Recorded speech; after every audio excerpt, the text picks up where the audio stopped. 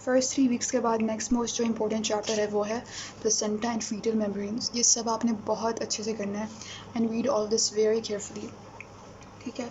सो सबसे पहले आता है कि फीटल मेम्ब्रेन्स क्या होती हैं, you should know about this. उसके बाद प्लेसेंटा के पार्ट्स क्या होते हैं, सॉरी डेसिडुआ के कौन से पार्ट्स होते हैं, 3 पार्ट्स होते हैं, उनकी फेट क्या होती है, डेसिडुआ डेवलप कैसे होता है, उसके अलावा डेसिडुआ रिएक्शन कैसे होता है, ठीक है, ये सब आपने पढ़ लेना है। उसके अलावा प्लेसेंटा के पार्ट्स कौन से होते हैं, फीटल पार्ट, मैटरनल पार्ट, ठीक है, as well as ultrasonography of the chorionic sac, और इन डायग्राम्स को आप साथ साथ देखते रहना। उसके बाद प्लेसेंटल सर्कुलेशन, ये भी आपने कर लेना है। You can make your own notes अगर आपको कंफ्यूजिंग लग रहा हो यहाँ से। And placental membrane, this is really important. और इस साल इसका क्वेश्चन भी आया था कि डिफाइन द प्लेसेंटल मेम्ब्रेन, और मतलब उसमें चेंजेस क्या होती हैं। आई गेस एक 20th वीक में था ये, और उसके बाद 20 वीक के बाद कुछ इस तरह से, but you get the idea. So you have to read this very properly, पर आपको पता होना चाहिए कि उसमें चेंजेस क्या होते हैं। जैसे इन द स्टार्ट 4 लेयर्स होते हैं, उसके बाद 3 लेयर्स आ जाते हैं। उसके अलावा फंक्शन इसके पता होने चाहिए सारे। And do this diagram as well. और ना इसकी ना डिटेल ना आगे लिखी हुई है इधर, ये सब इसकी डिटेल है, but if you should read all of this. और अगर इसमें से कुछ मिसिंग है ना तो आप ना इस डायग्राम पे ऐड कर देना। जैसे मैंने इधर ऐड कर दिया था कुछ हार्मोन्स हैं जो कि इधर नहीं लिखे हुए, लाइक T3 T4 टेस्टोस्टेरोन, और कुछ चीज़ें जो क्रॉस कर सकती हैं प्लेसेंटा को, जो कि इधर नहीं लिखी हुई। उसके अलावा जैसे IgG क्रॉस कर सकती है, लेकिन यू शुड नो के मतलब किस डिज़ीज़ के लिए इम्यूनिटी दे सकती है IgG, जो कि इधर मैंशनड है।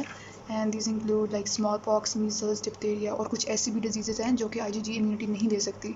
सो ये आपने सब रीड कर लेना है एक बार।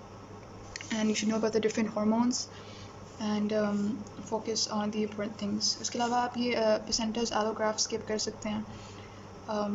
पर I guess one thing you should know is that कि जो syncytial trophoblast है ना, it does not cause an immune response from the mother because it lacks MHC antigens, ठीक है।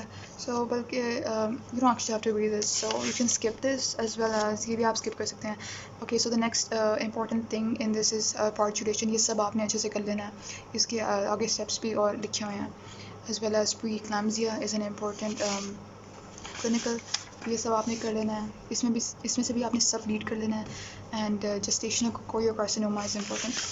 इसके अलावा एक और क्वेश्चन आता है कि differences between the maternal and fetal surface of the placenta. क्या आप इस डायग्राम से कर सकते हैं आसानी से। You can even just write down कि क्या डिफरेंसेस हैं, तो बस वो आप यहाँ से कर सकते हैं। उसके अलावा placenta abnormalities are all really important, ये आपने करना है। उसके अलावा अम्बिलिकल कॉर्ड के कुछ क्लिनिकल्स हैं जो कि इधर सही से मेंशन नहीं है, बल्कि उन्होंने इधर ही बीच में डाले हुए हैं।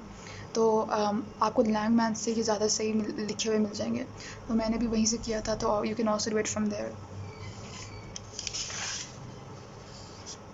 So these two are not as important, but you can give it a read if you want. उसके अलावा amniotic fluid, ये सब आपने करना है, इसकी composition, circulation, significance, ये सब करना है। and these two clinicals are very important, so you have to do them.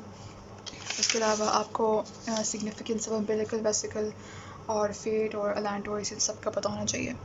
उसके अलावा मोनो और डाइजाइगोटिक ट्विंस में डिफरेंस पता होना चाहिए, एंड उनकी फॉर्मेशन कैसे हो सकती है। जो फॉर्मेशन है ना वो बेटर लिखी हुई है, बल्कि डायग्राम बना हुआ है इन लैंगमैन, तो वो आपको वहाँ से कर लेना चाहिए, because this is a bit scattered in this. उसके अलावा डू ऑल क्लिनिकल्स, जो भी इस चैप्टर में है वो सब आपने करना है। एंड उसके बाद you should see this table I guess, but you don't have to memorise anything from here, बस एक दफ़ा देख लेना चाहिए। as well as anastomosis of placental blood vessels, ठीक है।